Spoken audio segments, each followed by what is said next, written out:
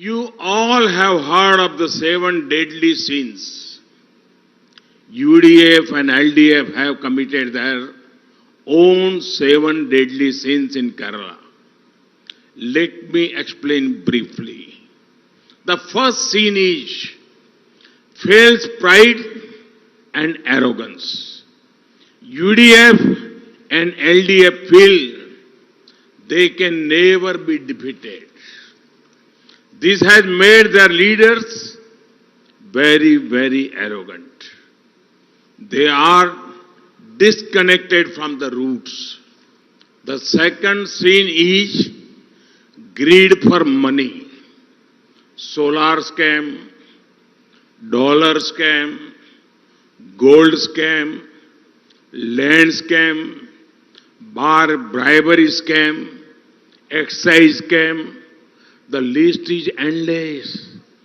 Both alliances have looted from every sector.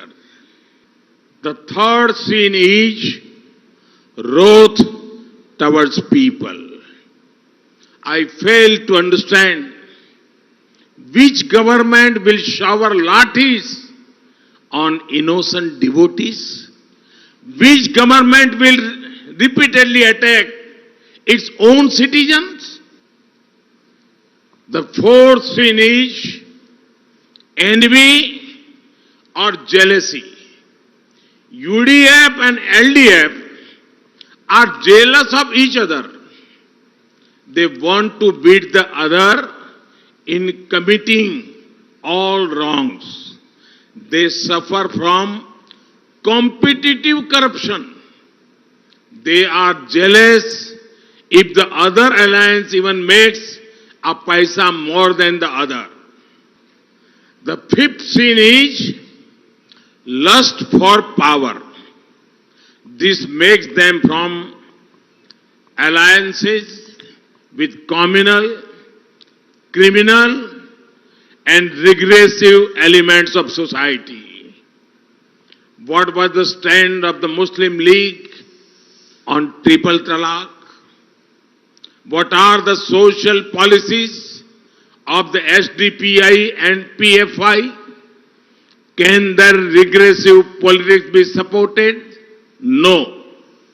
The sixth sin is promoting dynasty politics. In both alliances, there is a craze to further dynasty rule. Everything else is a side issue. We have also seen how children of big leaders are behaving. The case of the son of the top LDF leader is well known. I do not need to elaborate more on it because his antics are common knowledge. And the seventh sin is laziness in working. When making money, promoting dynasties, and doing vote bank politics is the priority, governance naturally takes a backseat. UDF and LDF have brought a governance paralysis in Kerala. It is time to free Kerala from alliances who have these political sins. Friends, there are times in the history of societies when the people speak in one voice against tyranny, misgovernance and operations. These are special epoch-making moments in which the people convey a very clear message to those in power. Under the leadership of Lok Nayak Jayaprakash Narayan, we saw a glimpse of this during the anti-corruption and anti-emergency movement in the 1970s. People from different ideologies united to remove dictatorship and corruption. People united to protect our constitution.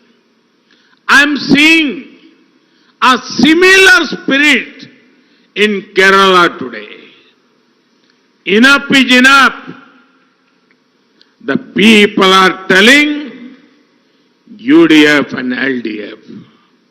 The people of Kerala are saying the development agenda of the BJP, NDA. They relate with our programs and policies.